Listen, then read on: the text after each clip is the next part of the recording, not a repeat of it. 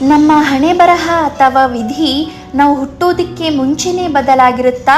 ನಾವು ಹುಟ್ಟಿದ ಮೇಲೆ ನಮ್ಮ ಜೀವನದಲ್ಲಿ ನಡೆಯೋ ಘಟನೆಗಳು, ಸುಖ ದುಃಖಗಳು ಹೀಗೇ ಜರುಗುತ್ತದೆ ಎಂದು ಮುಂಚೆ ನಿರ್ಧಾರವಾಗಿರುತ್ತಾ?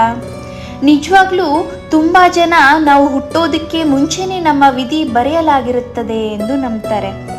ಇನ್ನು ಕೆಲವರು ಒಬ್ಬ ವ್ಯಕ್ತಿಯ ನಡವಳಿಕೆಗಳನ್ನು ಅವನು ಇಂಥದ್ದೇ ಕೆಲಸವನ್ನು ಮಾಡಬೇಕು, ಅವನ ಜೀವನದಲ್ಲಿ ಹೀಗೆ ನಡೆಯಬೇಕು ಎಂದು ವಿಧಿಯೇ ನಿರ್ಧಾರ ಮಾಡಿರುತ್ತದೆ ಎಂದು ನಂಬ್ತಾರೆ.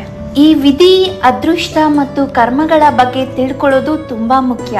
ಯಾಕಂದರೆ ಒಬ್ಬ ವ್ಯಕ್ತಿಗೆ ಮುಂಚಿತವಾಗಿಯೇ ಬರೆಯಲಾಗಿರೋ ಹಣೆ ಬರಹದ ಕಾರಣದಿಂದ ಅವನು ಪಾಪ ಕರ್ಮಗಳನ್ನು ಮಾಡ್ತಿದ್ದಾನ ಅಥವಾ ಅವನು ಮಾಡ್ತಿರೋ ಕೆಲಸ ಕಾರ್ಯಗಳ ಮೂಲಕ ತನ್ನ ಹಣೆ ಬರಹವನ್ನು ತಾನೇ ಸೃಷ್ಟಿ ಮಾಡಿಕೊಳ್ಳಬಹುದಾ ಇಲ್ವಾ ಎಂದು ತಿಳ್ಕೊಳ್ಳೋಕೆ ಇದು ತುಂಬ ಸಹಾಯಕ.